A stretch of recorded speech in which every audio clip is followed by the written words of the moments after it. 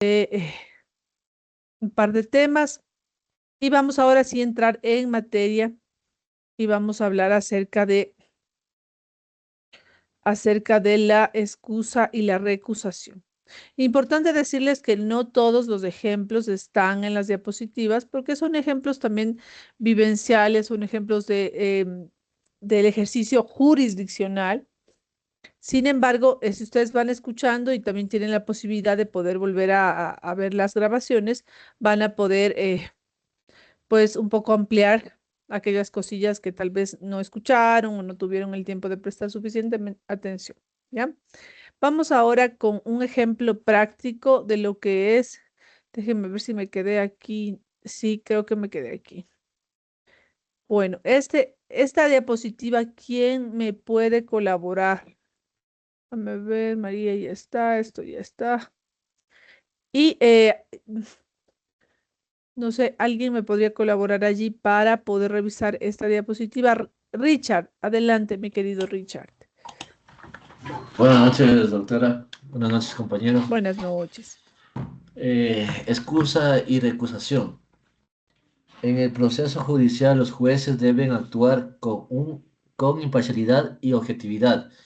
Cuando existen motivos que pueden poner en duda esa imparcialidad, la ley permite apartar al juez del conocimiento del caso mediante tres figuras procesales: excusa, recusación y inhibición. Estas instituciones garantizan el debido proceso y la confianza en la justicia. La excusa. Concepto. La excusa ocurre cuando el propio juez reconoce que existe una causa legal que le impide actuar imparcialmente y por iniciativa propia se aparta del caso. Es un acto voluntario y ético del juez. Artículos 22 al 27. Gracias, mi querido Richard. Sí, ayer ya habíamos hablado un poco sobre la excusa y acuérdense que yo les había dicho que eran importantes estas dos figuras para lograr tener un juicio imparcial, para lograr avanzar y que todos los sujetos procesales con el resultado que fuere que se llega, estemos conformes y contentos. Bueno, algunos no, obviamente no van a estar contentos porque siempre hay alguien a quien darle la razón y hay alguien a quien negarle sus pretensiones. Entonces, a través de la excusa, el juez dice, yo considero que no puedo actuar dentro de este caso por el motivo A, B o C. Ayer dijimos y mostramos el Código General de Procesos que habían varias causales. Uno, ser parte en el proceso; dos, ser cónyuge o conviviente en unión de hecho; haber sido defensor o defensora; ser parientes, habíamos hablado extensamente sobre ser parientes. Acuérdense, en grado de consanguinidad o de afinidad; ser mandatarios, defensores, en fin; haber conocido en otra instancia; haberse pronunciado en otra instancia; retardar de manera injustificada el despacho; ser representante legal; haber emitido opinión o consejo. Eh, bueno, allí unas cuantas más y tener interés personal también era otra, o ser amigo íntimo o enemigo manifiesto. Entonces, ayer ya abordamos el trámite, pero sí era importante decirles estos conceptos. Y de allí que el juez también, yo ya les había dicho,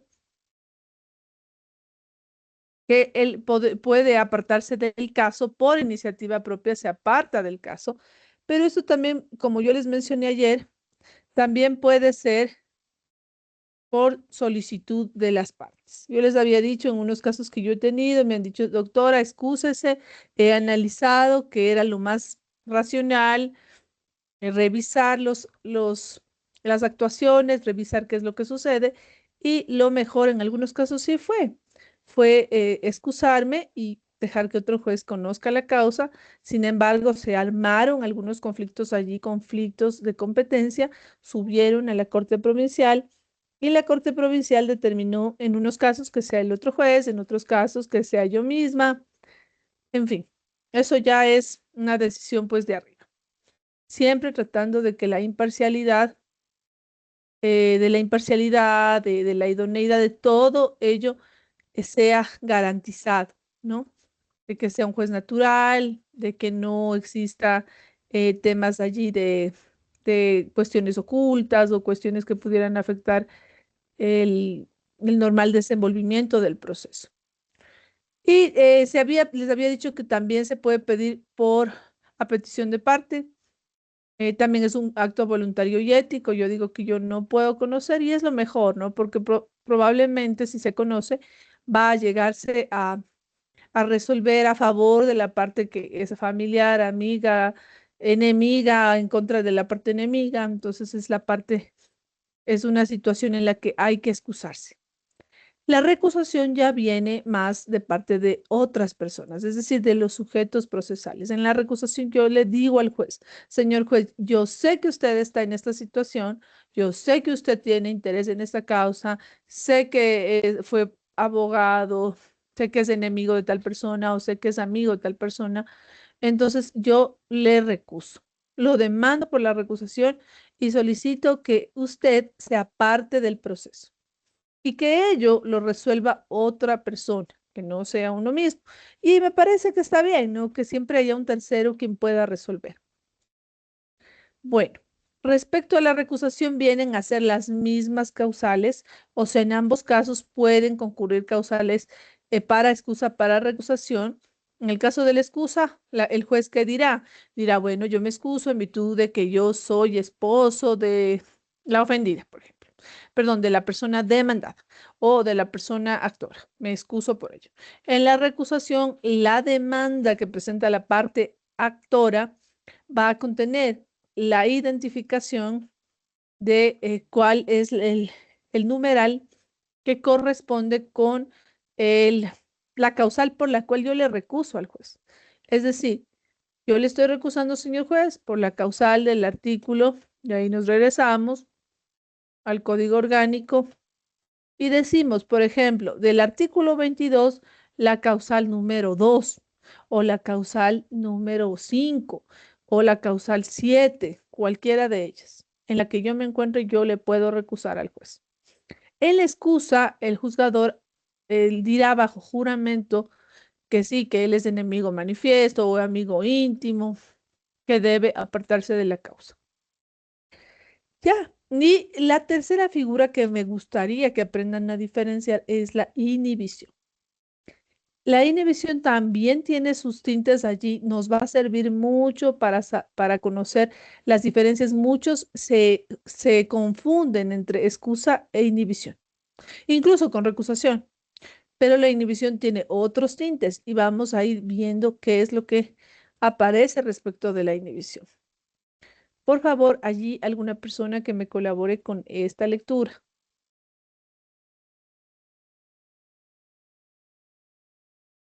Doctora, buenas noches. Disculpe, ¿en ¿Cómo qué está? código está esta excusa y recusación?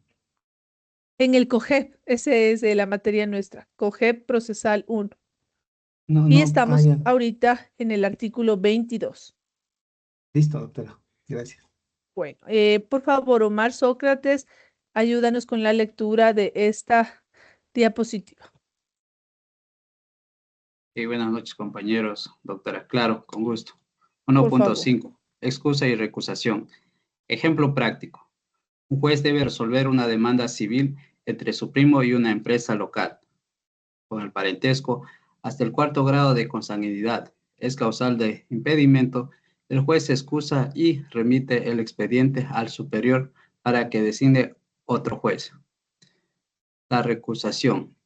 La recusación es el derecho que tiene una de las partes del proceso para pedir que el juez sea apartado cuando considera que existen motivos fundados de parcialidad o enemistad. Es un acto impulsado por las partes, no por el juez. Fundamento legal, COGEB artículo 26 al 29. Motivos de recusación y trámite. Nota. Eh, Si no lo hace y falla a favor de su primo, la sentencia puede ser anulada por falta de imparcialidad. Y miren qué importante. Aquí, en este caso práctico, vemos cómo el juez puede avanzar en el caso. Incluso puede fallar a favor de su primo. Sin embargo, si lo hace, esa sentencia podría ser declarada nula por falta de imparcialidad. O sea, y aparte, las consecuencias que pudiera tener el mismo juez a nivel administrativo, penal y civil. Podrían tranquilamente plantearse un par de acciones allí en contra del juez. Podría costarle el puesto inclusive.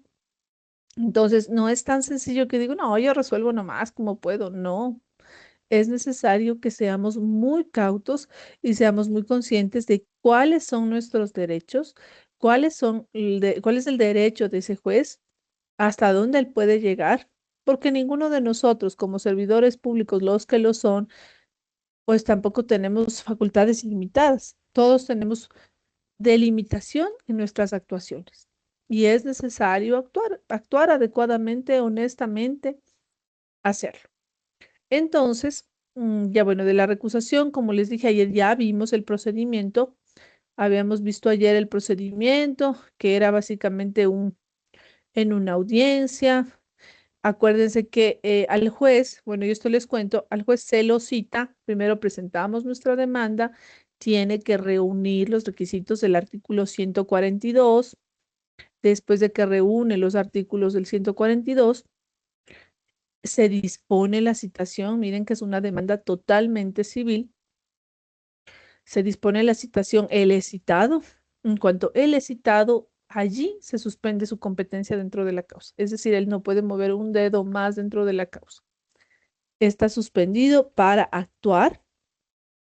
Y aquí tenemos aquí un articulito. mm, mm, ya, vamos a leer con algún compañero allí este articulito. El 23, si puede alguien colaborarme, Yo le ayudo, doctora. por favor, Richard.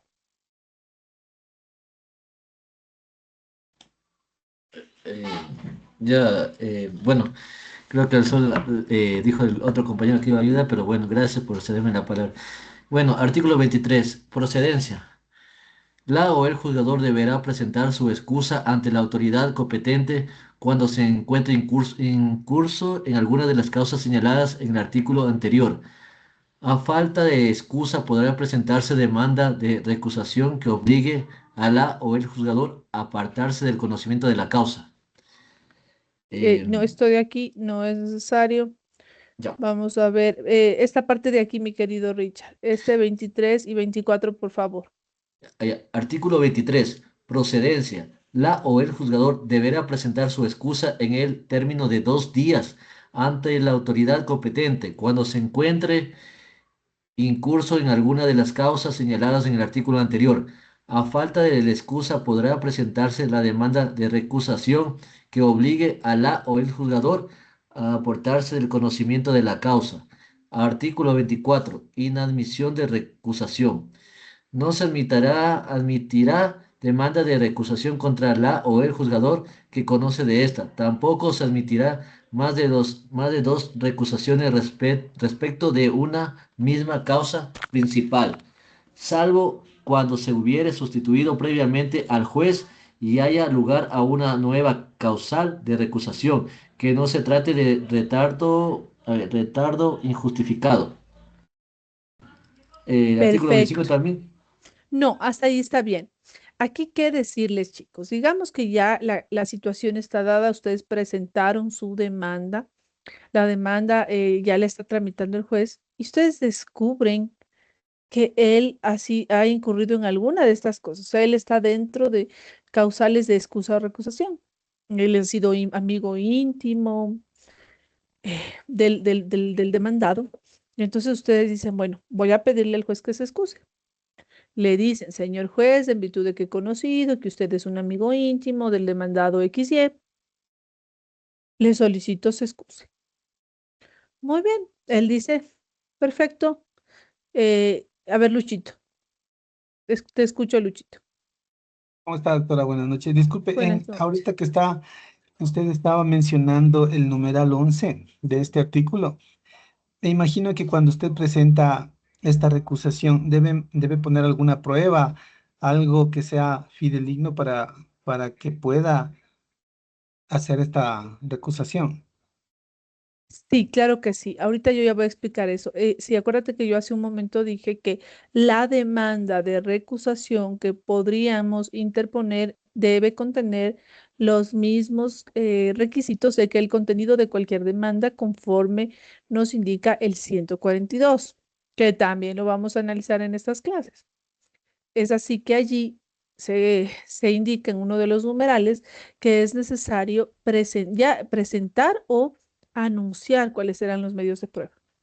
Allí es que ustedes, por ejemplo, si fuera una amistad íntima con el demandado, ustedes de pronto vieron en redes eh, que aparece el juez en grandes fiestas y chácharas o en fiestas o abrazado o allí con el demandado y entonces ustedes podrían ya tener un caso de recusación. Es verdad que no solamente sería eso, porque cualquiera puede tomarse una foto, digamos, somos compañeros de maestría, somos compañeros de algún programa, nos conocimos, por ejemplo, si estuviéramos en presencial, todos ustedes y yo nos tomaríamos una foto al final del curso para decir, bueno, estamos aquí. Pero eso realmente podría considerarse una amistad íntima. Podría ser que no. O sea, podría ser una interacción académica en la cual pues se genera una cierta camaradería. Sin embargo, ello no quiere decir que haya amistad íntima. Pero en el caso propuesto, vamos a decir que sí, que él tiene amistad íntima y que no aparece solo una foto, aparecen algunos videos y cosas en algunos, en las redes. Entonces, vamos a poner todo eso como prueba. Incluso vamos a pedir una pericia respecto de la información de de esas fotos en las redes. Y de allí que tendríamos ya un caso, un juicio de recusación presentado en contra del juez.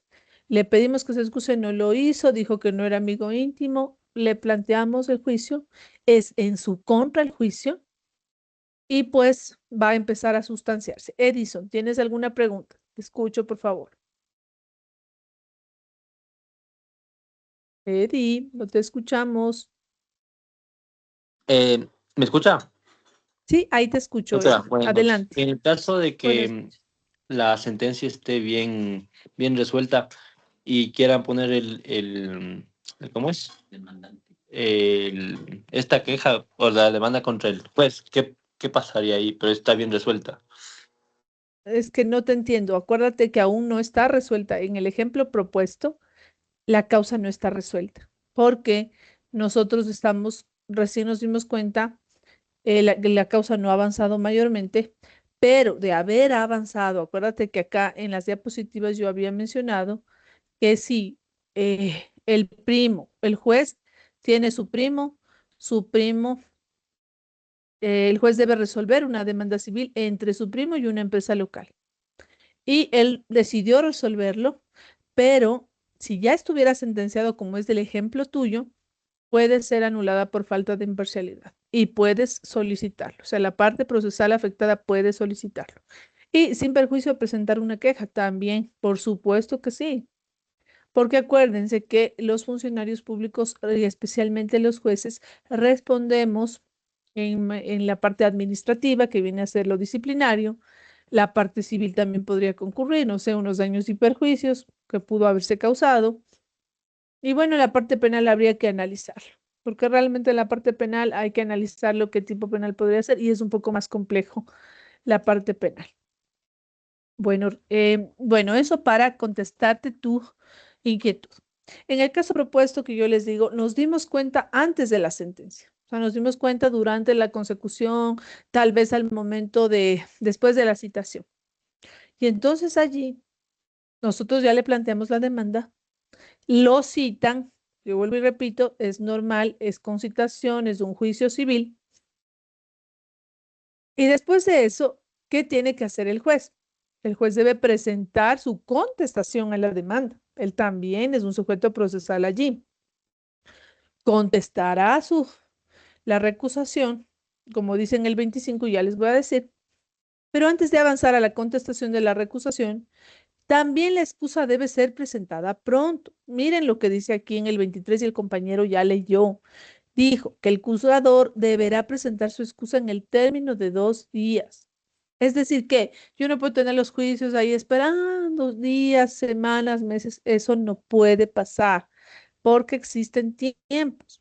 Y especialmente cuando tú no vas a resolver, cuando tú tienes que ese caso entregarlo a otro compañero juez, es necesario observar la debida diligencia. Yo procuro hacerlo porque yo entiendo que, primero, no soy competente.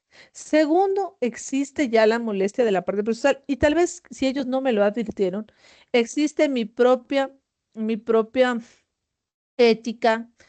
Observo mi propia ética y digo, no, a ver, no puedo resolver porque he fallado en otro momento del proceso, e incurro en tal causal. Es necesario enviarlo rápido. Por eso es que es importante también que sepan esto. Si yo me excuso pronto. Y dice aquí en el término de 2 días. Y también dice el 23 que si no se excusa el juzgador, se presentará la demanda de recusación. Es decir, que yo les sugiero, mis chicos, que ustedes puedan pedirle al juez, excúsese, señor juez, por cuanto su imparcialidad se ve comprometida, usted incurre en la causal 1, 2, 3, 5 del artículo 22. Él obviamente les contestará diciendo, no se niega porque eso no es cierto, yo no incurro en la causal, o sí, se acepta, me excuso, la. De allí que después de eso, tampoco por estar incidentando o querer hacer perder el tiempo al juzgador, a las partes y un poco realizar maniobras dilatorias, los llama el Código Orgánico de la Función Judicial, no podemos estar presentando una y otra recusación. Cuidado, el artículo 24 lo dice. No vamos a poder presentar recusación, dice, más de 2 recusaciones respecto de una misma causa principal. Tampoco se admitirá recusación contra el juzgador que conoce de esta. O sea, ya logramos la recusación y otra vez presentar. Ahí es discutible. ¿Por qué? Porque puede ser que eventualmente el otro tampoco también tenga su causal y también no pueda y no deba conocer. Ahora, la única excepción que menciona el artículo 24 es la que habla, dice, salvo que sea la causal, dice, salvo que se hubiera sustituido previamente el juez y haya lugar a una nueva causal de recusación. Es decir, por nueva causal yo puedo presentar. Es la única excepción. Bueno, ayer les decía del retardo injustificado, creo que también les quedó claro que no todo retardo puede ser injustificado. De hecho, hay retardos justificados por la gran cantidad de juicios que enfrentan ciertas judicaturas, por no decir todas. Bueno, ahí vamos ahora con el artículo 25, con algún compañero allí que pueda o compañera que pueda colaborarnos. Nicolás Andrés Yerobi, te escucho, por favor. Artículo 25. Subrogación de la o el juzgador. Reformado por el artículo 71 de la ley, una vez citada Sin, la recusación, se suspenderá la competencia del juez conforme al Código Orgánico General de Procesos y su situación será única y exclusivamente al correo institucional de la o el juzgador recusado, salvo cuando se fundamente en el retardo injustificado, en cuyo caso solo se suspenderá la competencia cuando la recusación haya sido admitida. Suspendida la competencia provisionalmente o definitivamente cuando se trate de retardo injustificado. La autoridad competente deberá nombrar a quien subroga al juzgador recusado para que continúe conociendo la causa principal. Si la recusación se presenta contra todos los miembros de una sala o tribunal, la autoridad competente determinará a las o las juzgadores que deberán continuar con la causa principal. La citación también será única y exclusivamente al correo institucional de las o los juzgadores recusados. ya, perfecto. Y aquí, esta parte de aquí también porque hubo una pequeña reforma que sí se ha incluido aquí, por favor, Nicolás. Ya. Una vez citada, desde Subrogación, allí, por favor. perfecto. Una vez citada en el término de 24 horas desde la presentación de la demanda de recusación, se suspenderá la competencia del juez conforme al Código Orgánico General de Procesos, salvo cuando se fundamente en el retardo injustificado, en cuyo caso solo se suspenderá la competencia cuando la recusación haya sido admitida. Perfecto. Es decir, que En este caso propuesto, solo por el retardo injustificado, se suspende la competencia una vez que se haya sentenciado y determinado que el juez sí retardó injustificadamente la causa. Es decir, que un compañero de él, del juzgado, otro juez, va a determinar esto. Y también acuérdense que aquí habla de la citación, que no tendrá mayor cosa, o sea, la van a poder hacer por el correo electrónico. No es necesario que vayan a buscarle al juez, lo podrán hacer por el correo electrónico. ¿Qué otra cosa era importante aquí? Bueno, entonces, como ustedes ven, es un juicio en contra de, del juez, del juzgador que estaba conociendo nuestra causa. Ya, aquí tenemos la competencia y también tenemos, y bueno, no recuerdo si ayer lo vimos, el artículo 26, si alguien nos puede, 26 y 27, si alguien nos puede ayudar allí. Bueno, dice, la demanda de recusación contra el juzgador se presentará ante otro del mismo nivel. Es decir, yo ya tengo mi demanda, tengo mis pruebas, decido presentarlas, voy a la sala de sorteos de la unidad en la que está unidad civil y presento mi demanda de recusación. Allí, ¿qué va a pasar? Perfecto, se sorteó, tengo un juez que va a resolver mi pedido. Después de eso, dentro del término de 3 días, el juzgador que le corresponde tramitar mi caso dirá si se admite o dirá complete o si admite, en el caso de admitir, trasladará que en el término el juez recusado conteste en audiencia. Normalmente se contesta en audiencia, pero también se puede mandar la contestación por escrito. Después de eso, bueno, se hicieron algunas reformas y finalmente, después de la audiencia, el juez que va a resolver da su sentencia. Resuelve si la demanda de recusación tuvo por objeto retardar la litis, porque muchas veces así sucede. Realizan solo la presentación de las demandas para evitar que el caso avance. En este caso, si se lo hizo para como maniobra dilatoria, se va a imponer, el juez impondrá una multa de un salario básico en contra del defensor que ha iniciado esa recusación. También se lo puede condenar en costas, en el caso de haber costas, ¿ya? Entonces, también es delicado que nosotros nos pongamos a recusar, porque también pueden imponernos una multa por maniobras dilatorias. Es decir, que yo sí tengo eh, que presentar una recusación solo en el caso que realmente considero de que en verdad existe una causal y me consta y tengo cómo probarlo. ¿Qué otra cosa? La incompetencia como excepción. En los procesos laborales y de niñez y adolescencia, la incompetencia del juzgador podrá alegarse únicamente como excepción. ¿Esto con qué objeto? Con el objeto de poder avanzar rápidamente y no tener la causa ahí, generar el, el hecho del conflicto de competencia o eventualmente lograr que esto se dilate en el tiempo. ¿Ya? Entonces, bueno, igual las excepciones también las vamos a revisar. Los sujetos procesales. Vamos a ver acá qué más me falta. Muy bien. Por ello, muy bien. Ya. Aquí quisiera que la colaboración de algún compañero que esté por allí y pueda leernos esta diapositiva.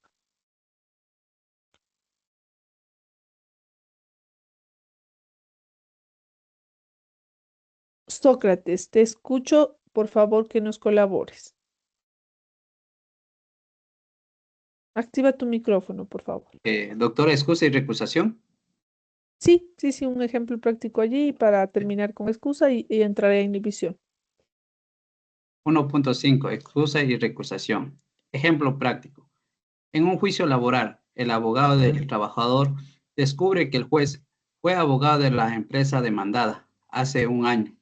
El trabajador presenta una recusación ante la unidad judicial a la que pertenece el juez que está tramitando, alegando falta de imparcialidad. El juez que tramita la recusación decide si aceptarla o no. Si la acepta, designa otro juez. La inhibición. La inhibición se produce cuando el juez reconoce que no es competente para conocer una causa, no por parcialidad, sino por razones de competencia material, territorial o jerárquica. En este caso, no hay conflicto de imparcialidad, sino de competencia. Ejemplo práctico.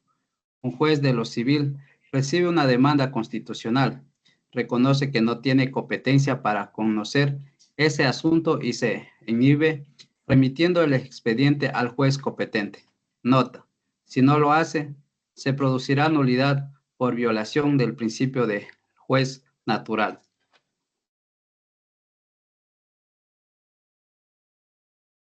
Muchas gracias, compañero.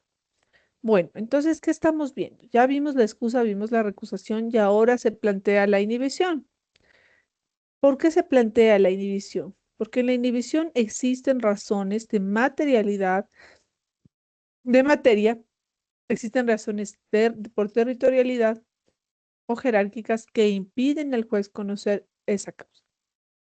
Entonces, aquí no hay conflicto, pero está en veremos la materia, el territorio y por supuesto si hubiere fuero. Y el ejemplo es claro.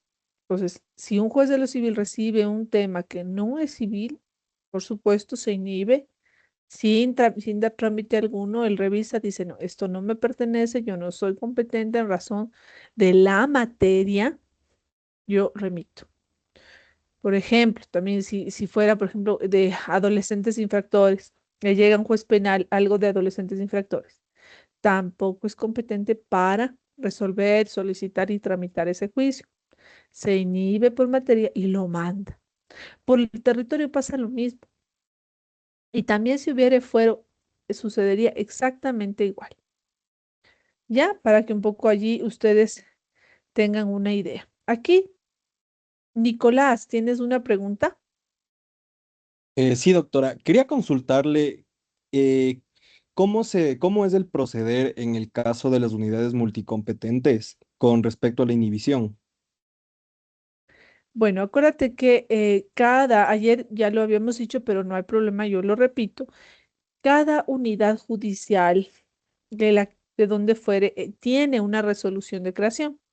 El Consejo de la Judicatura para crear, no sé, la multicompetente de Vinces o de Tulcán o de varios lugares, genera una resolución. Allí, en esa resolución, te dice, con esta resolución se crea la unidad judicial multicompetente de tal lugar. ¿Qué materias va a resolver este juzgado? Va a resolver civil constitucional, no sé, creo que esas dos, digamos. Resolverá eso, en el caso del multicompetente, resolverá laboral, resolverá civil, resolverá penal, resolverá contravenciones, resolverá constitucional. Entonces, de allí que, y también te dirán, y es competente el juez multicompetente de Vinces para conocer, no sé, yo me invento, ¿no? Bellavista, Condado, Cotocollao y otro. Entonces, de acuerdo a las resoluciones, ustedes van a tener claridad respecto de qué es lo que debe conocer un juez. Si es multicompetente, perfecto, va a resolver todo, pero qué materias resuelve muy bien en la resolución número tanto y tanto tienes. Ahí te dice y también te dirá en qué espacio geográfico él es competente. Entonces, con eso tú ya sabes si le puedes pedir a él que se inhiba en razón de la materia, del territorio y por supuesto si es que la persona tiene fuero. Ya, con esto espero haber contestado tu pregunta, mi estimado alumno. Bueno, vamos a ver en este cuadro las diferencias clave, algunas, entre estas tres figuras que les he dado, ¿no? Excusa, recusación y inhibición. Importante que ustedes lo tengan bien claro, porque de acuerdo a esto, ustedes van a ir comprendiendo qué yo puedo solicitar. ¿Cuál, dentro de un caso que yo llegue a tener, puedo solicitar la inhibición, la recusación, en qué caso es la excusa? Vamos allí con algún compañero que me quisiera colaborar. A ver, Doc, excusa, ¿quién la promueve? El juez. Motivo principal, imparcialidad afectada por causal legal. Finalidad, evitar actuar con conflicto de interés. Ejemplo, el juez se excusa por el demandante que es su sobrino. Recusación, las partes. Motivo principal, sospecha de parcialidad o enemistad. Finalidad, apartar al juez sospechoso. Ejemplo, el abogado pide recusación porque el juez fue asesor de la contraparte. Inhibición, ¿quién la promueve? El juez. Motivo principal, falta de competencia territorial o material. Finalidad, garantizar juez competente. Y ejemplo, el juez civil se inhibe de conocer el juicio penal. Ya, muchas gracias, mi estimada alumna. Está aquí súper claro, entonces va a concurrir algunas cositas ahí para que ustedes tengan claridad. Acuérdense que la excusa y la recusación tienen las mismas causales conforme el artículo 22. Entonces allí ustedes tienen que analizar en qué caso recae el juicio que ustedes deseen promover. Ahí, en qué caso, perfecto, él es esposo, es familiar, es asesor, es ex asesor, son amigos. Un poco allí la situación y la inhibición ya va más por otros temas, no por territorio o por materia. Bueno, ahora tengo aquí un cuadrito que también es interesante que puedan aprender y son como unos casitos allí. Bueno, es exactamente, déjenme ver. Ya, ahí quién nos puede colaborar con este cuadrito interesante. Doctora, yo le ayudo, pero está muy grande, un poquito más chiquita. Ay, muy grande, Dios mío. Bueno, espérame ahí no, está más grande. Ya, allí, Sí, ahí. Excusa, por favor. ¿quién la promueve? El juez. Motivo principal, imparcialidad afectada. Ejemplo, el juez se excusa porque el demandante es su sobrino. Recusación, ¿quién la promueve? Las partes. Motivo principal, sospecha de parcialidad o enemistad. Ejemplo, el abogado pide recusación porque el juez fue asesor de la contraparte. Inhibición, ¿quién la promueve? El juez. Motivo principal, falta de competencia. Ejemplo, el juez se inhibe de conocer un juicio penal. Eso, Muy bien. doctor. Muchas gracias, compañero. Acuérdense que ustedes siempre van a poder estar detrás y también decirle, señor juez, eh, creo que usted debe inhibirse porque usted no es competente para ese territorio, esa parte de la ciudad. Usted debe excusarse por tal y tal cosa. Y les cuento una cosa, en el ejercicio jurisdiccional, para mí ha sido muy útil que vengan las personas o las partes y me digan, en el escrito me digan, señora jueza, usted no es competente. Y con la finalidad de no afectar el proceso y avanzar adecuadamente, excúsese. Excúsese, inhíbase por el territorio, por la materia, debe conocer otro juez y la. Entonces, yo creo que siempre uno debe estar abierto a poder escuchar, porque a veces uno está muy ensimismado en los juicios, en uno en otro, uno más complejo que el otro, y entonces tal vez uno no logró advertir algún error que pudiera estar sucediendo, y de allí que el trabajo de los defensores técnicos es ese, ¿no? Les interesa que avance el juicio y avance adecuadamente. Bueno, ¿qué más habíamos dicho? Aquí ya esto ya dijimos. Esta parte de aquí sí me gustaría que puedan colaborarnos la de la parte izquierda. ¿Quién se encuentra por allí que nos pueda ayudar? Marquito, por favor. Perdón, doctora. Excusa y recusación. Estas figuras garantizan el principio del juez natural, el derecho a la imparcialidad, el debido proceso, la transparencia judicial. Esto está contemplado en el artículo 21 al 28 del Código Orgánico General de Procesos. Regulan las causales y efectos y procedimiento de la excusa y la recusación. Hasta ahí, Marquito, porque lo de al lado ya le dimos lectura el día de ayer. Sí, muchas gracias. Ya, entonces esto, ¿por qué es importante? Por estos motivos, ¿no? La imparcialidad del debido proceso, la transparencia judicial y el principio de juez natural. Entonces, si ustedes van a interponer alguna demanda, deben revisar estos articulados. ¿Qué otra cosa? Esto también ya vimos. La procedencia, la inadmisión, la subrogación, también ya vimos. Y la audiencia también ya la vimos. Creo que hemos abarcado esas diapositivas ya. Ya, ya, este articulito me interesa que alguien de lectura, por favor.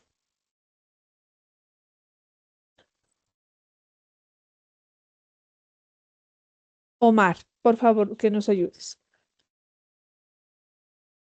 De la Y te excusación, artículo escucho. 21 al 23, coge. Artículo 21, obligación de excusarse.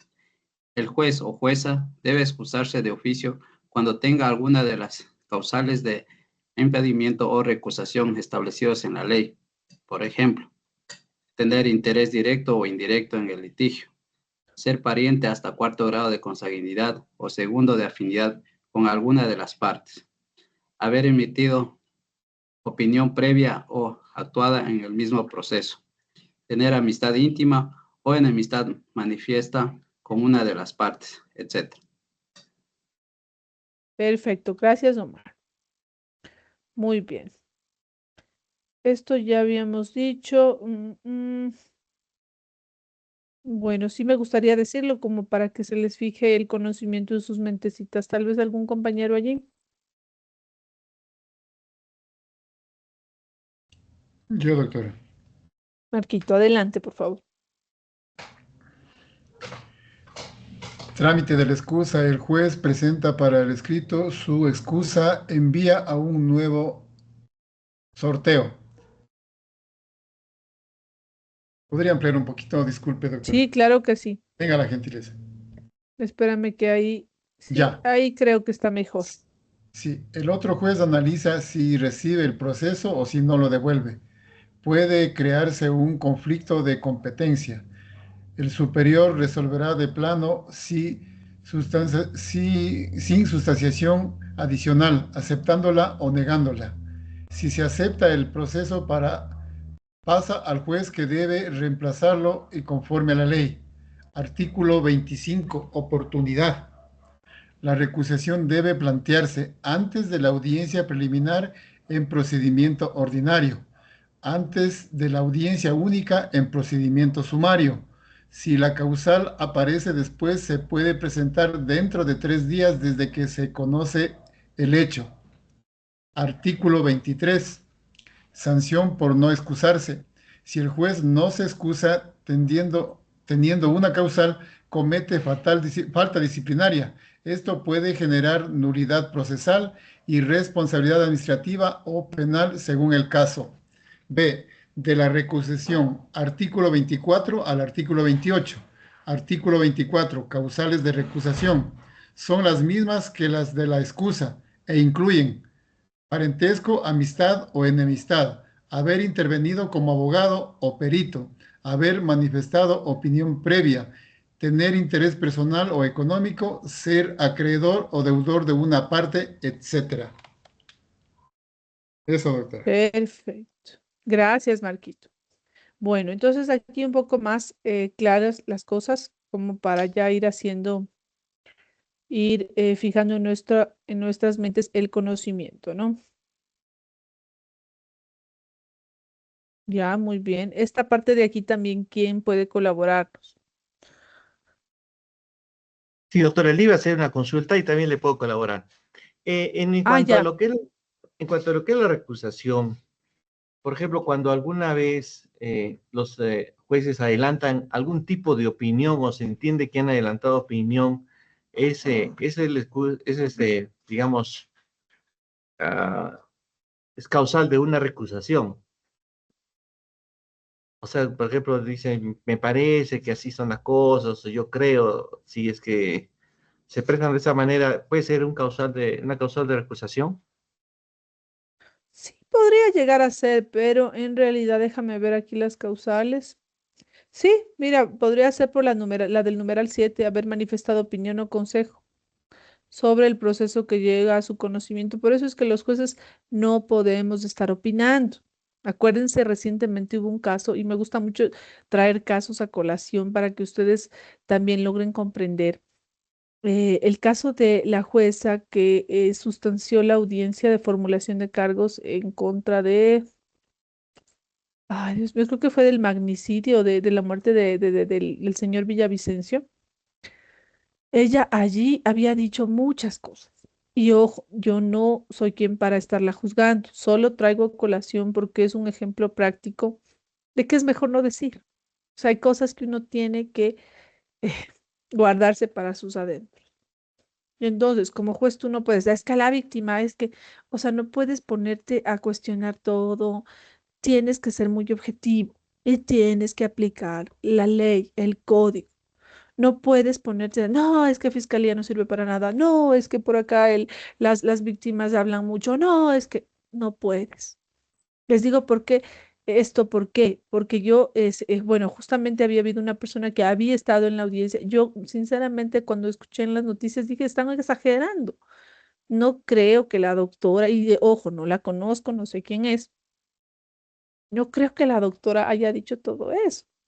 Entonces, claro, llega un abogado y dice, no, doctora, si es verdad, yo estuve allí, ella dijo esto, lo otro, asado frito, y yo me sorprendí muchísimo, porque no podemos estar realizando ningún juicio de valor, ni que a mí me parece, ni que o sea, está bien llamar a las partes a, no sé, observar objetividad, a revisar el proceso, pero siempre dentro de un marco de respeto, ¿no? Independiente de que tú seas lo que seas y hayas hecho lo que hayas hecho, pero no puedes ponerte a estar hablando en demasía. Y eso sí les sugiero, mis chicos.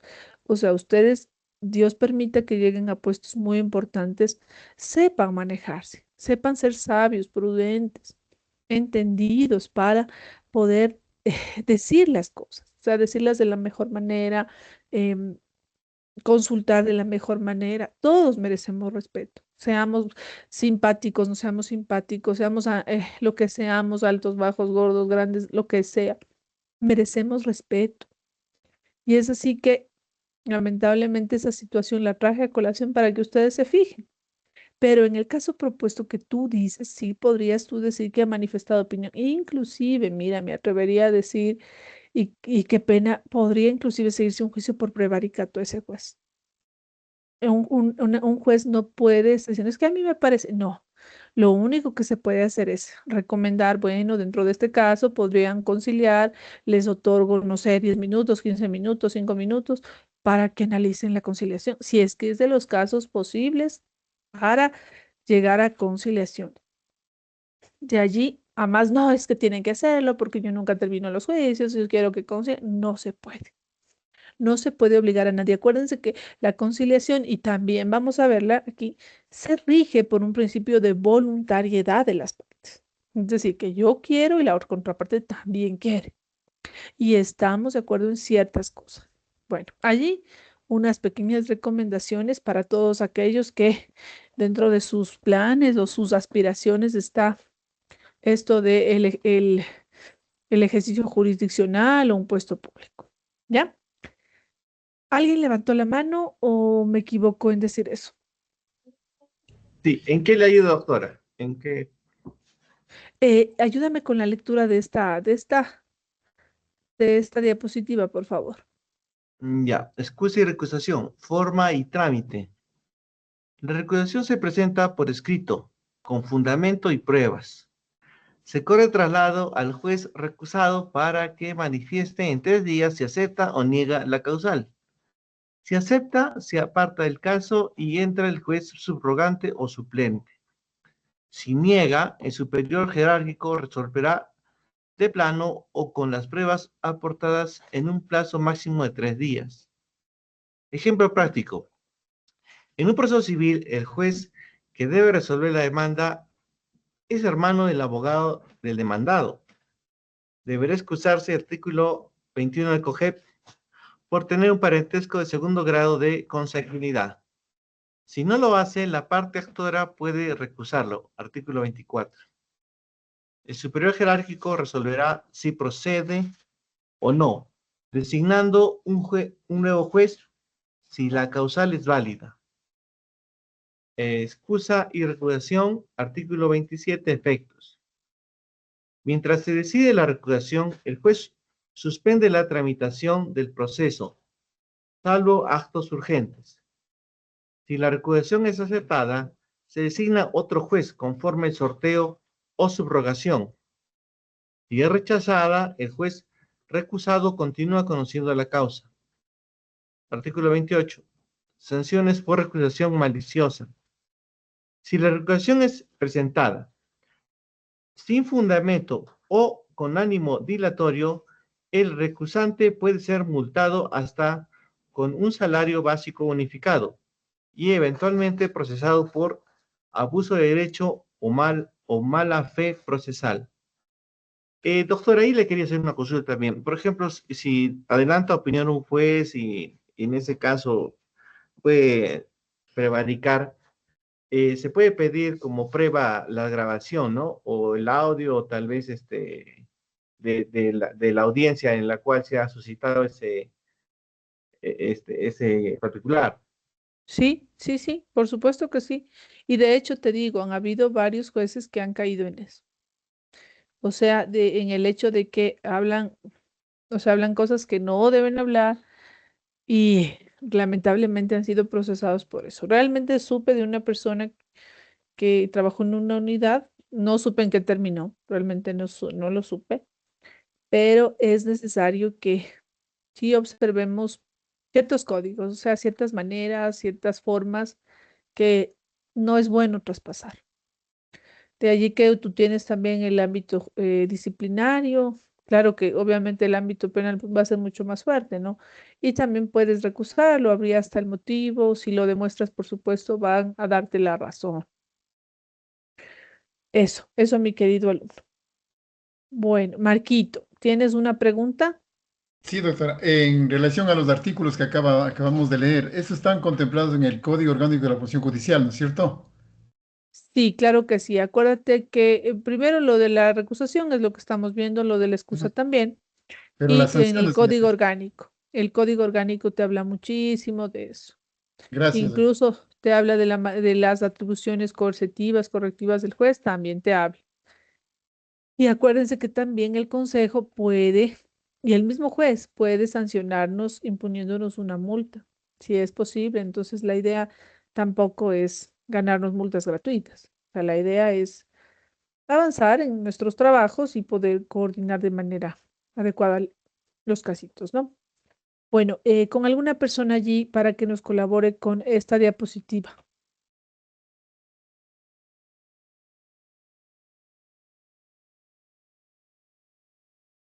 Bueno, Yo le eh, colaboro, doctora. adelante, adelante, querido Sócrates. Ya. Según Morán 2011, una forma de definir la excusa, Alguien está una, con el micrófono activado, chicos. una forma de definir la excusa, ay, ya se fue. Sí, ahí está. Ya. Según Morán 2011, una forma de definir la excusa y recusación es considerando que tiene que ver con la figura del juez, sus condiciones éticas de probidad, de imparcialidad en el manejo de un asunto puntual, no ser pariente, acreedor, deudor, socio, empleador, donatario de uno de los litigantes. Tener interés en la causa, brindar consejo u opinión a favor de uno de los con- Co- contendientes, dejar de atender la causa, etcétera. Estas son causas que pueden promover el juicio de recusación por parte de quien se sienta perjudicado, con el propósito de privar de la competencia al juez, es así como conoce sobre la causa un juez subrogante. El mismo autor nos menciona que las mismas motivaciones para una acción de recusación son las que sirven para que un juez se excuse del conocimiento de la causa de oficio. Hay que considerar que la demanda de recusación se la debe de presentar contra la o el juez que sea del mismo nivel o materia. Muchas Sigo. gracias, Omar. No, esas las dejamos para el final porque ahí es una especie de preguntas y respuestas. Gracias. Ya, entonces, ¿qué rescato y qué es muy importante que ustedes en sus mentes fijen y piensen? Que estas figuras de excusa y recusación tienen que ver con condiciones de éticas, de probidad, imparcialidad y manejo adecuado de asuntos puestos en consideración del juez. Entonces, el juez tiene que tomar las mejores decisiones y ustedes, como abogados, deben llevarle a que lo haga. Si él no lo hace por él mismo, ustedes pueden solicitarle que lo haga. Con esto de la imparcialidad, la probidad y el manejo adecuado de los asuntos que están puestos en su conocimiento. Bueno, déjenme ver por allí que está un microfonito sonando.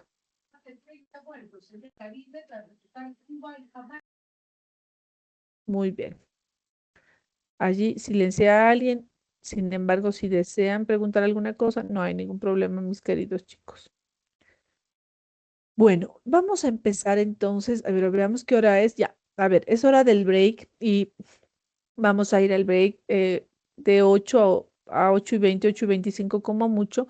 Y luego regresamos para continuar hasta las 9 de la noche, que es nuestra clase asignada. Entonces, ahorita vayan, tómense un café, descansen un poquito y nos vemos 8:20 o 25, ¿ya? En ese rato. Gracias. Muchas gracias, doctora. Gracias. Muchas gracias, doctora.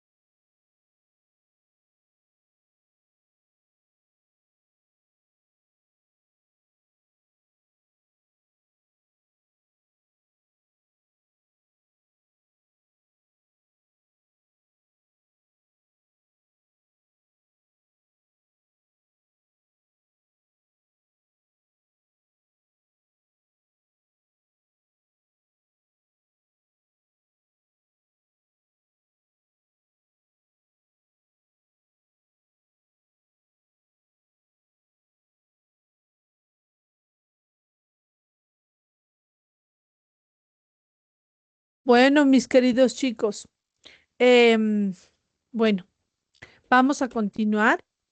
Ahora iniciamos con el estudio de los sujetos procesales, es decir, desde el artículo 30 hasta el 37. De allí que vamos a definir qué es un sujeto procesal, quiénes son las partes procesales. Bueno, tal vez algún compañero allí que nos pueda colaborar con esta diapositiva. Ya le ayudo, doctor. Adelante, mi querido Richard. Omar. Perdón, Omar, disculpa. 2.1. Sujetos procesales. Artículos 30 al 37 del COGEB.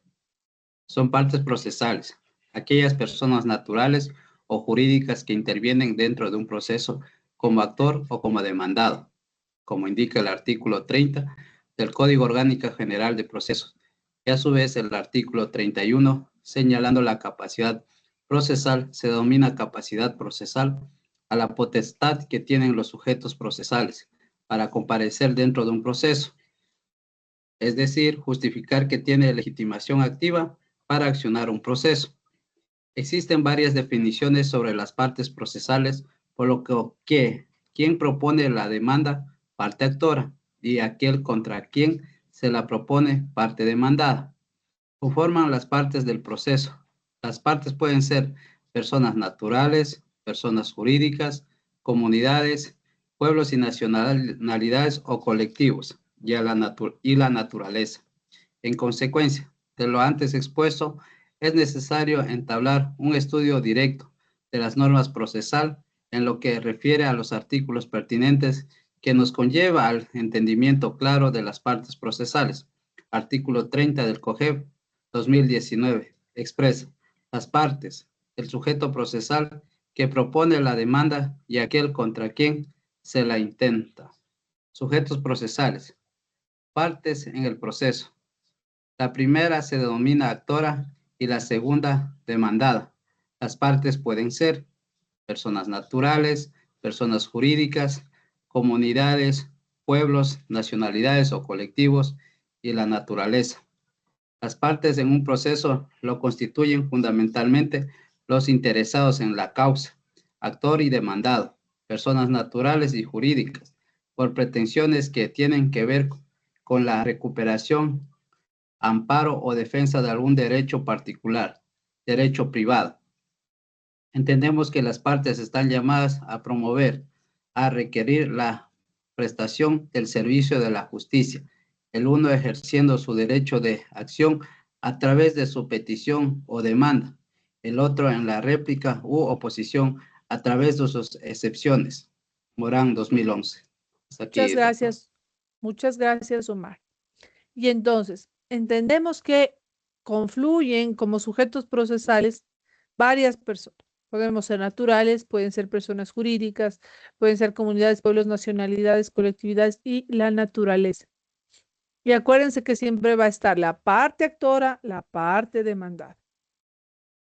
Es decir, que tenemos ya el conocimiento de quiénes pueden ser los sujetos procesales. ¿Qué más vamos a decir dentro de sujetos procesales? Allí, por favor, con alguna persona que desee colaborarnos, la diapositiva 47.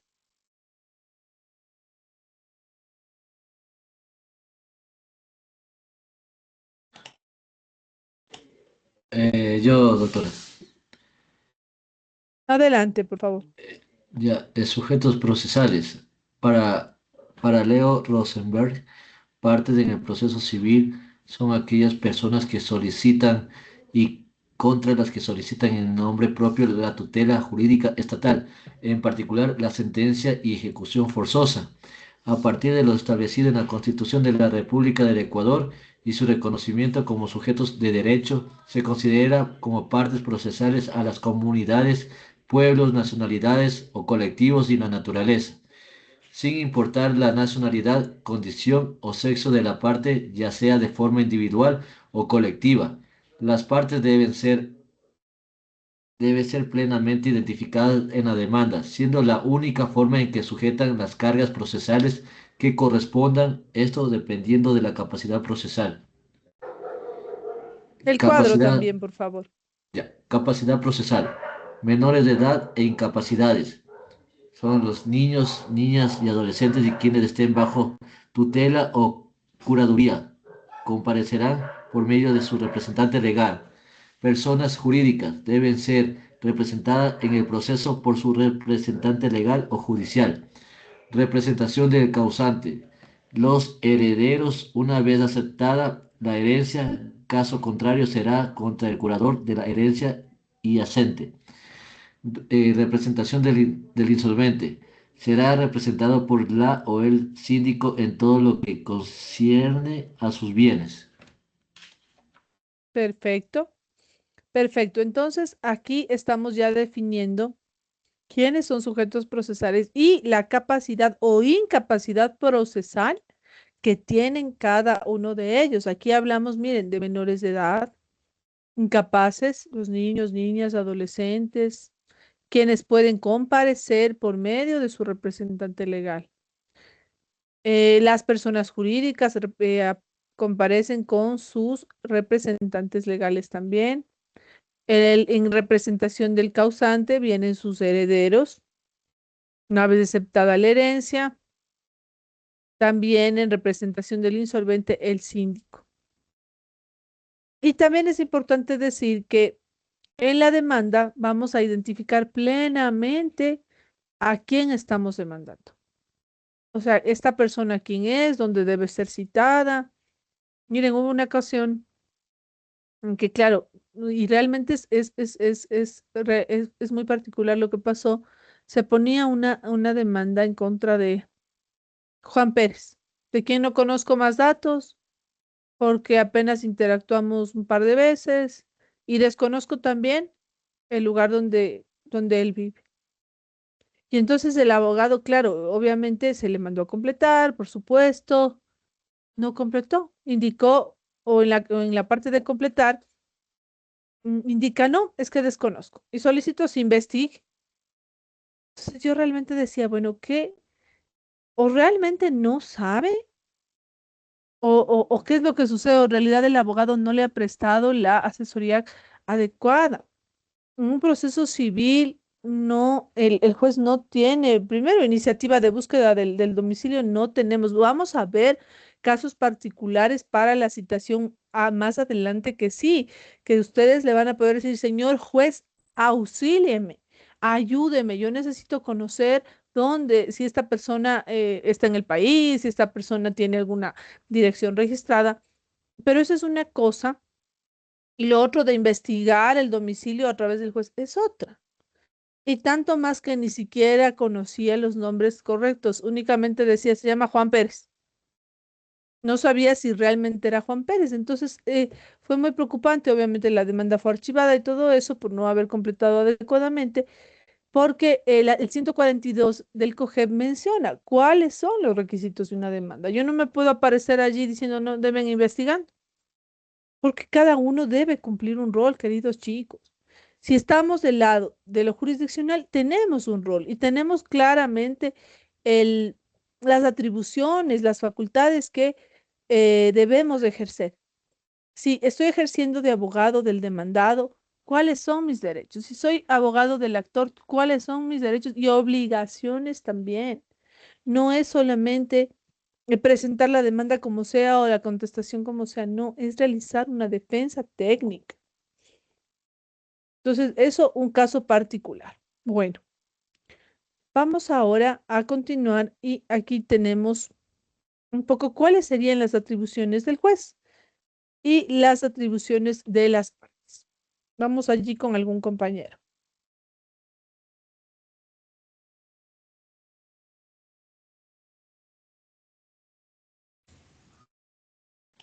Yo, doctor, Bueno, Sujetos procesales. Siga, compañero, si desea, adelante. siga. Sujetos procesales, artículo 30. Las partes.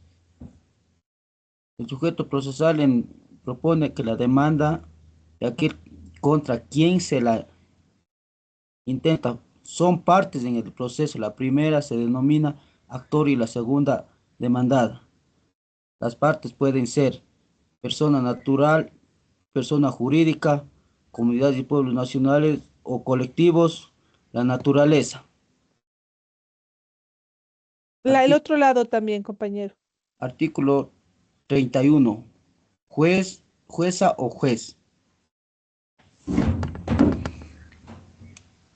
Dirige el proceso. Impulsa el oficio de las actuaciones procesales. Garantiza la igualdad de las partes y la tutela judicial efectiva. Debe actuarse con imparcialidad y respecto a los principios del debido proceso. Ejemplo, el juez que conoce de una demanda civil debe garantizar que ambas partes tengan la misma posibilidad de presentar pruebas y alegar sus derechos. Artículo 32, perdón. Las partes son quienes promueven o contra quienes se dirigen el proceso. Actor o demandante, quien presenta la demanda. Demandado, contra quien se dirige. Puede ser persona natural o jurídica. Deben actuar con lealtad, buena fe y sin abuso del derecho. Ejemplo, en una demanda por incumplimiento, de contrato, el actor busca el pago de una deuda y el demandado contesta presentando las excepciones o pruebas. Perfecto, muchas gracias. Ya, entonces el papel del juez dentro de esto de los sujetos procesales es de dirección del proceso. Él va a impulsar las actuaciones actuaciones procesales que el código le dice que impulse. Pero hay otras cosas que el código habla de que cada sujeto procesal deberá solicitar. Yo ya les he dicho que de pronto en la normativa dice, una vez citado, el juez convocará a tal cosa o realizará tal otra.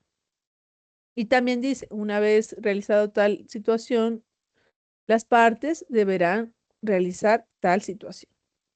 Entonces, es importante saber qué es lo que yo debo hacer y qué es lo que el juez debe hacer. Y acuérdense que el juez no puede tampoco realizar sus buenos oficios en el juicio, no, ni tampoco puede arbitrariamente decidir alguna situación o convocar alguna otra que no estén dentro de las contempladas en el juicio, en el procedimiento. Por eso es que esta materia se llama procesal.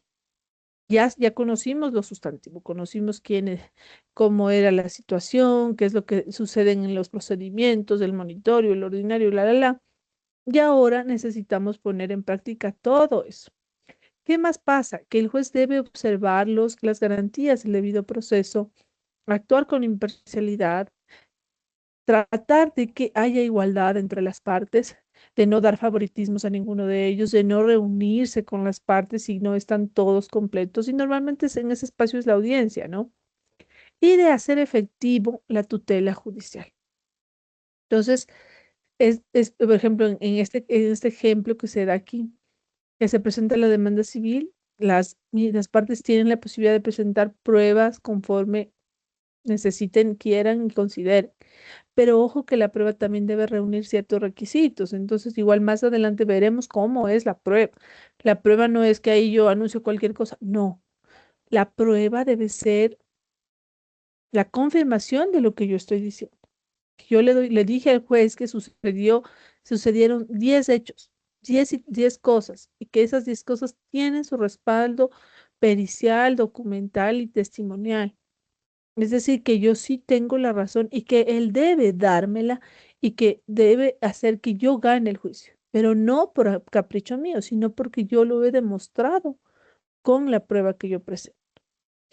¿Qué más? El actor o el demandante es quien presenta la demanda, quien inicia la acción.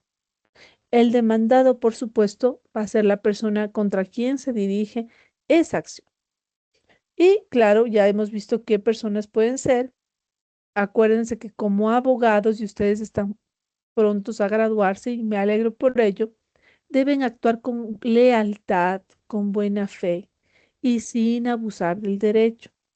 La idea es que seamos conocidos por realizar incidentes procesales que están en el código, pero no incidentes por perder el tiempo, por ganar, por tratar de que no se cumpla, no se llegue a una sentencia, sino porque existe ciertas situaciones que necesitamos que se diluciden, pero es en derecho, no salir con situaciones que realmente nos pueden desacreditar y manchar nuestra buena fama. Y otra cosa, por ejemplo, en un incumplimiento de contrato, se inicia esta demanda por incumplimiento. ¿Qué es lo que busca el actor? Busca el pago de su deuda. ¿Y el demandado qué buscará? También él presentará sus excepciones y pruebas. Él puede decir, no, yo ya pagué. No, si nunca se llegó a hacer el trabajo y bien lo sabía el actor. Y por eso es que es también importante escuchar a ambas partes.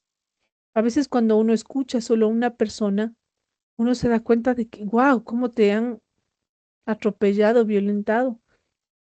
Pero cuando escucha a las dos, uno dice, no, o sea, a ver, sí existe la constancia de que te pagaron. ¿Dónde está la violación del derecho? ¿Dónde está el mérito para que tú inicies esta acción? Bueno, allá, esto ya dije. ¿Qué más? La representación judicial de acuerdo al artículo 33, ¿cómo será? Veamos aquí.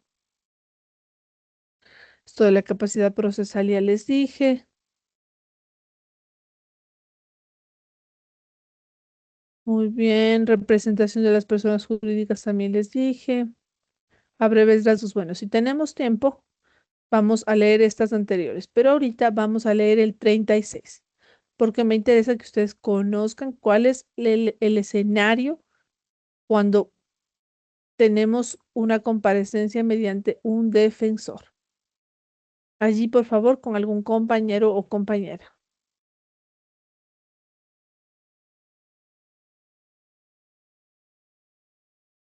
Artículo 36. Comparecencia al proceso mediante el defensor. Las partes que comparezcan a los procesos deberán hacerlo con el patrocinio de una o un defensor, salvo las excepciones contempladas en este código. De conformidad con la Constitución de la República, el Código Orgánico de la Función Judicial y la Ley Orgánica de la Defensoría Pública, las personas que por su estado de indefensión o condición de vulnerabilidad no pueden contratar los servicios de una defensa legal privada para la protección de sus derechos recurrirán a la Defensoría Pública.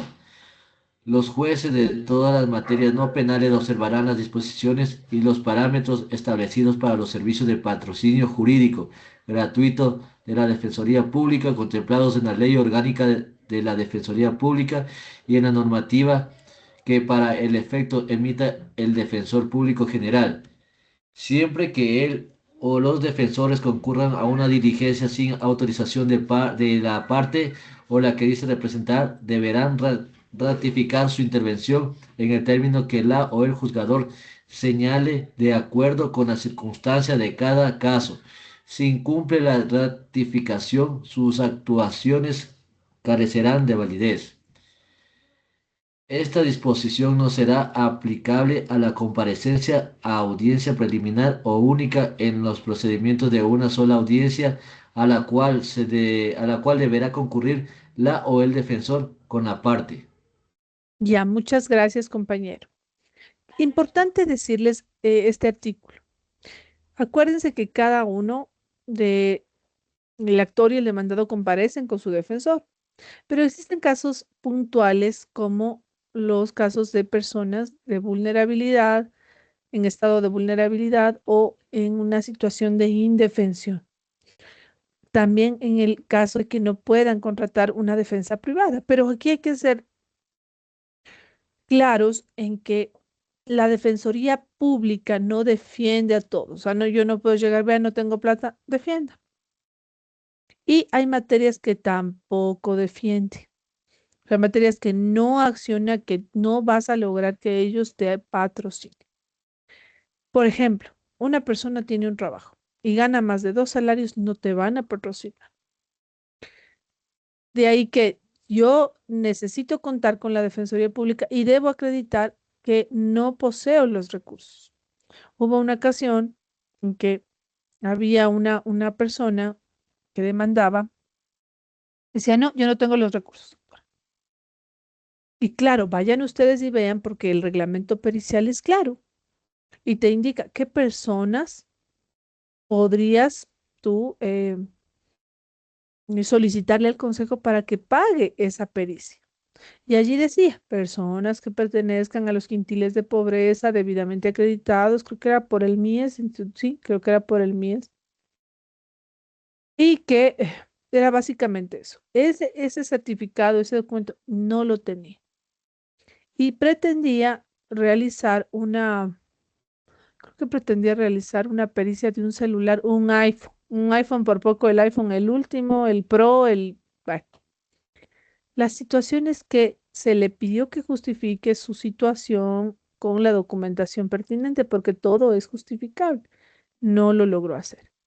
Entonces, ¿cuál fue la respuesta a ese pedido gratuito y aparte no comparecía con la Defensoría Pública, estaba con una abogada particular?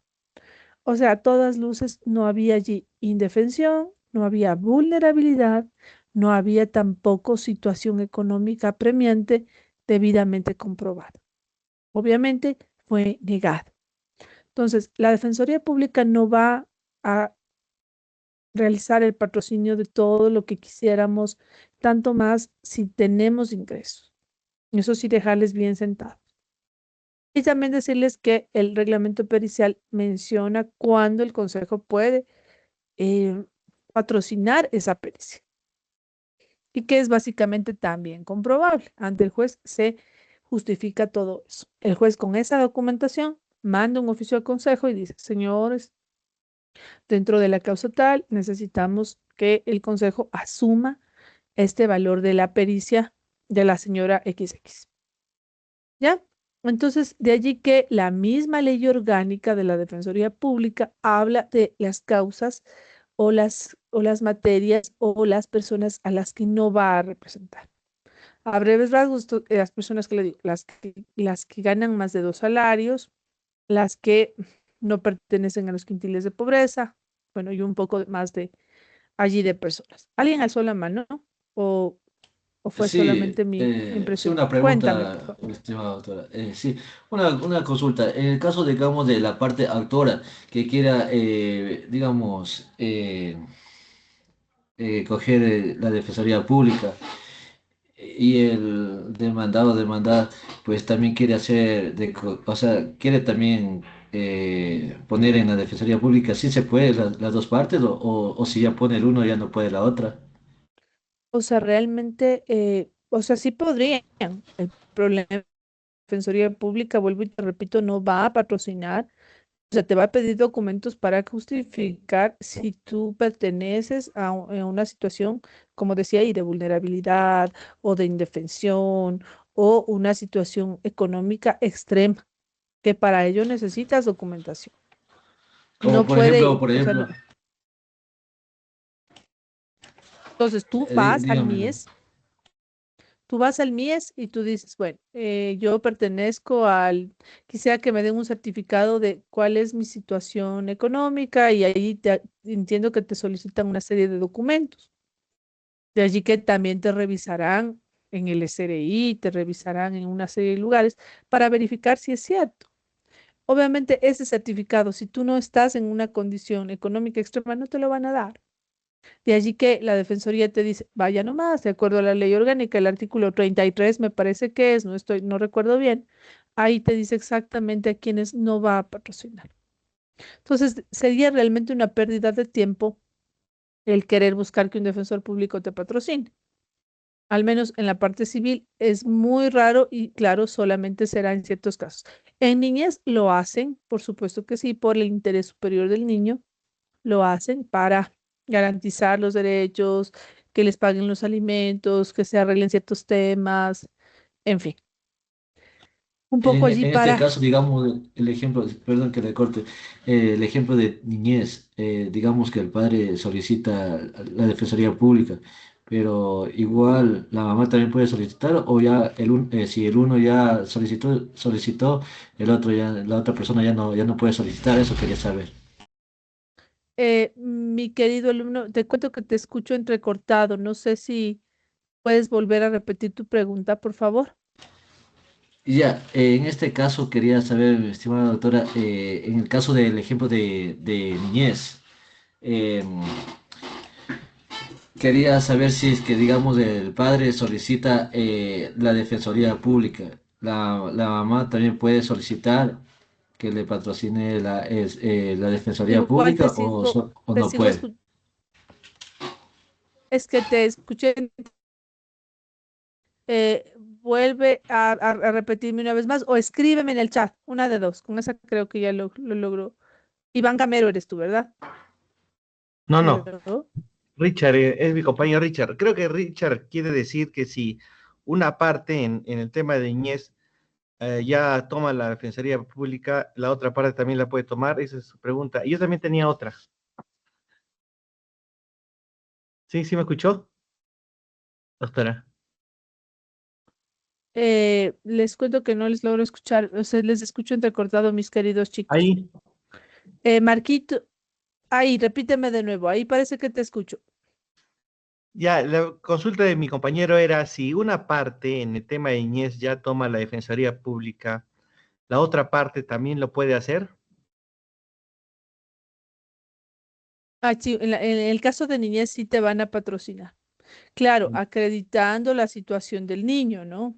Por ejemplo, un niño en condiciones de vulnerabilidad, un niño cuya madre está sin trabajo, no tienen básicamente algunas situaciones de índole económica, no pueden responder, su madre no puede responder por el niño, por supuesto que van a patrocinar, sí, lo van a hacer. Por Y ejemplo, pueden iniciarlo inclusive desde el principio, ¿no? Cuéntame. en el caso de que una madre, digamos, gane un poco más que el salario básico unificado, digamos, $600, ¿puede solicitar patrocinio o es necesario hacer el trámite anteriormente digamos, el trámite que Ante el indicó MIES. ante el MIES? ¿Es necesario hacer el trámite previo? O sea, mira, tú te vas, o sea, la persona interesada va a la Defensoría Doctora, Pública.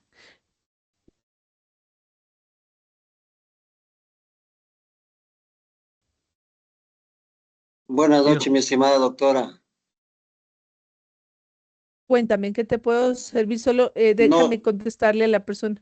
sí, quiero participar sobre el tema de esto que está tratando usted con los compañeros. Claro. Mire, yo me divorcié hace muchos años, entonces para lo cual en mi Ah, ignorancia yo gano más de 2 salarios básicos unificados.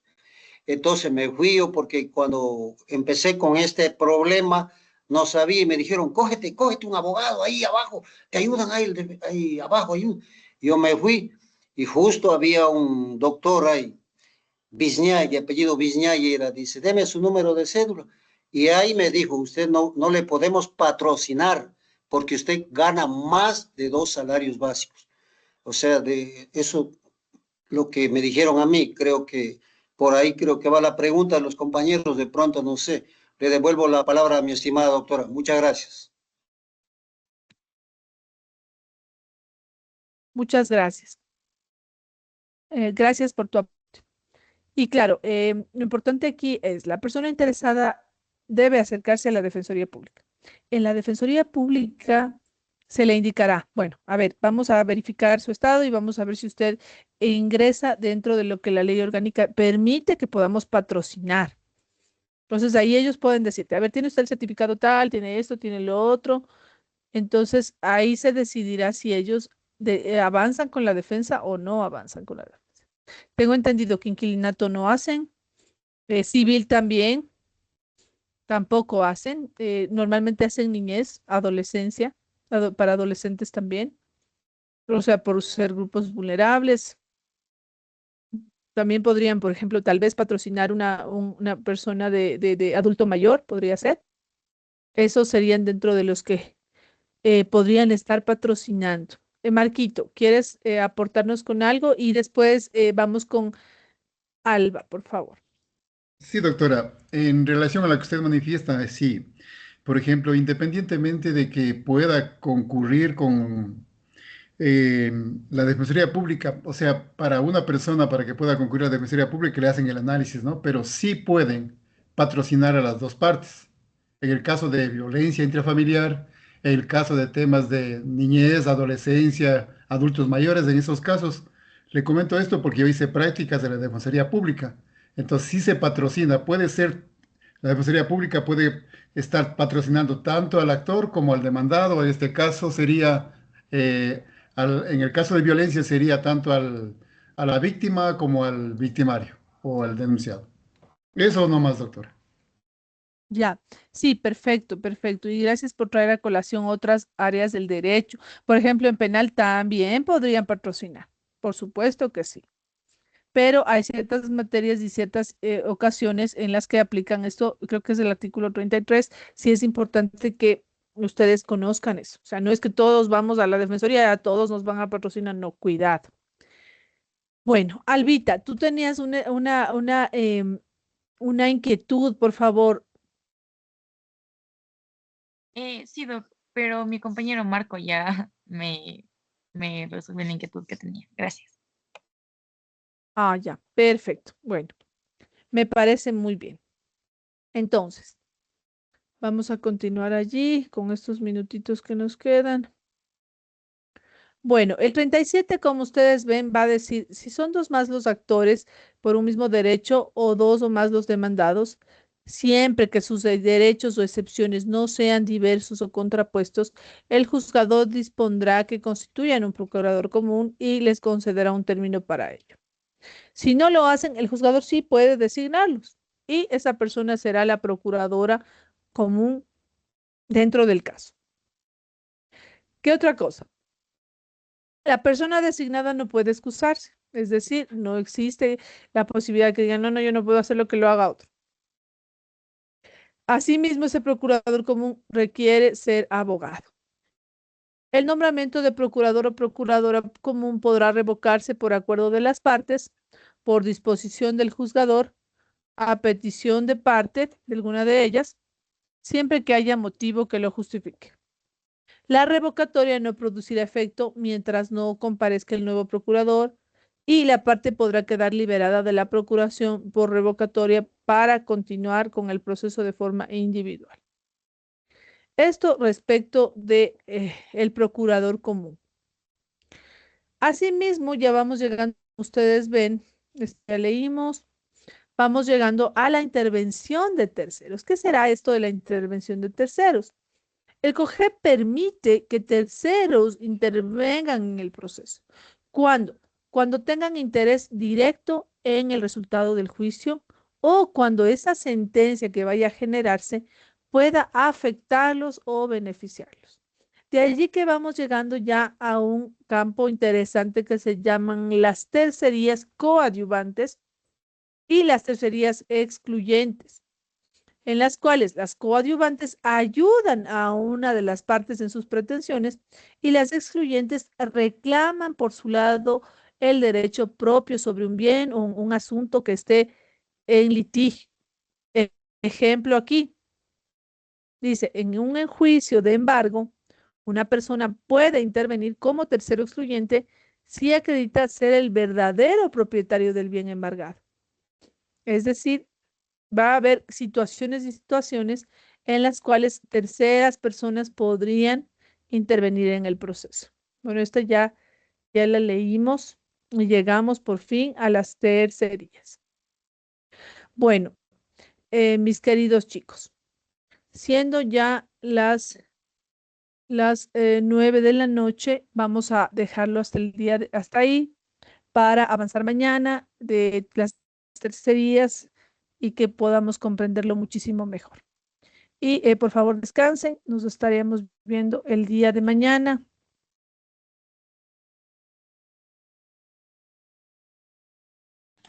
Muchas gracias, doctora.